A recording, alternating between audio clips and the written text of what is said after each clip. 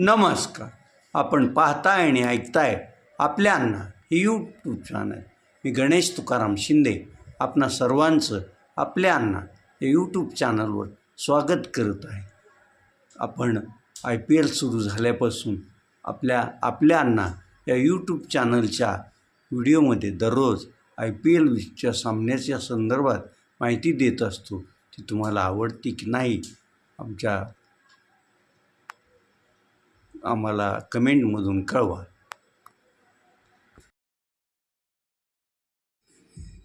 युद्ध विराम जाहीर केला असला तरी अजूनही छुटपुट युद्धाचे प्रसंग चालू असल्याचं दिसून येत आहे. त्यातही इराण आणि इस्रायल यांच्यामध्ये आता सरळ सैनिकच युद्ध खेळताना आज दिसून आलं आहे. हे तिकडे युद्ध असताना इकडे गृहयुद्धात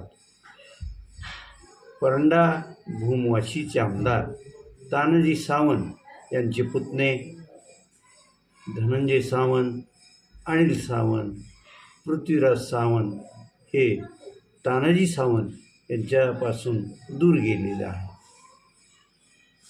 या तिघांचं तसं राजकीय जमणं शक्य झालं नाही म्हणून हे तीन पुतणे बाजूला गेले होते. मात्र आता तानाजी सावंतांना एक पुतण्या परत आपल्याबरोबर घेण्यात यश आलेलं आहे. तो पुतण्या म्हणजे अनिल सावंत होय. अनिल सावंत हे भैरवनाथ शुगरचे उपाध्यक्ष असून त्यांनी राष्ट्रवादी काँग्रेसमध्ये प्रवेश करून मंगळवेढा पंढरपूर या विधानसभा मतदारसंघाची निवडणूक लढवली होती. मात्र त्या निवडणुकीत ते पराभूत झाले होते.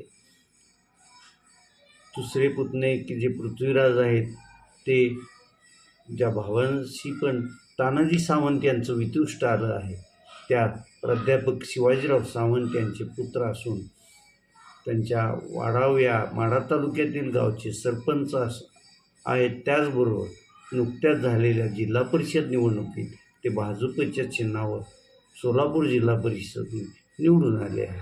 तर तिसरे पुतणे आहेत धनंजय सावंत ज्यांचंही राजकीय याच्यात हे आहे. ते आता तिसऱ्या वेळी धाराशिव जिल्हा परिषदेवर विजयी झालेले आहे. त्यांनी यापूर्वी जिल्हा परिषदेचं सभापतीपद त्यानंतर उपाध्यक्षपद पण भूषवलेलं होतं. त्या पृथ्वीराज सावंत आणि धनंजय सावंत यांची घरवापसी अद्याप तरी तानाजी सावंत यांच्याकडून होऊ शकलेली नाही किंवा हे दोन पुतणे आम्ही रस्ता चुकलो परत तुमच्याकडे येत आहोत असंही म्हणल्याचं कुठं दिसून येत नाही.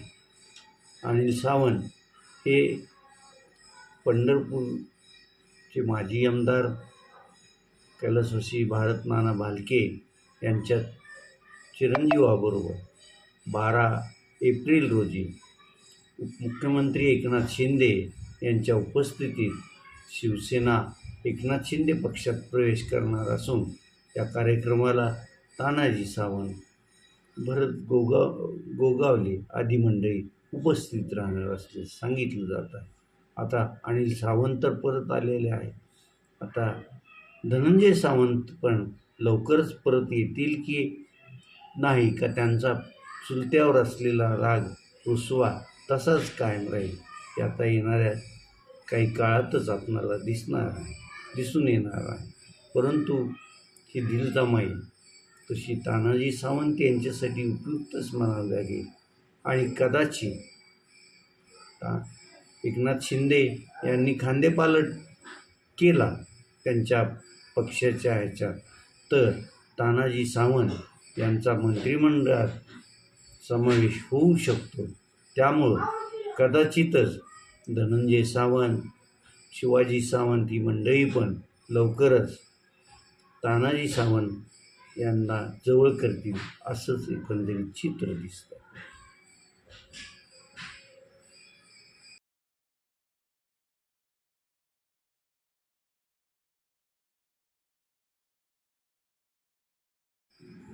सर्व पक्षांची इच्छा असतानाही बारामती विधानसभेची पोटनिवडणूक बिनविरोध होऊ शकले नाही.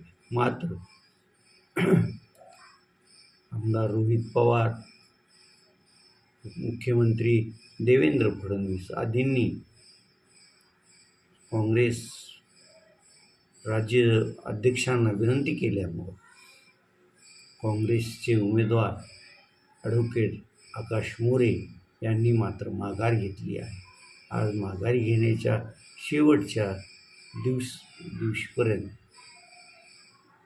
जे 52 ते 55 उमेदवारांनी अर्ज भरले होते, त्यातील जवळपास 28-29 जणांनी आपली उमेदवारी माघार घेतली असून अजून अद्यापपर्यंत किती उमेदवारांनी माघार घेतली हे निवडणूक विभागानं जाहीर केलेलं नाही. त्यामुळं कदाचित रात्री उशिरा बारामती विधानसभा निवडणूक अधिकारी उशिरा किती उमेदवार निवडणूक रिंगणात राहतील हे जाहीर करतील असं दिसतंय.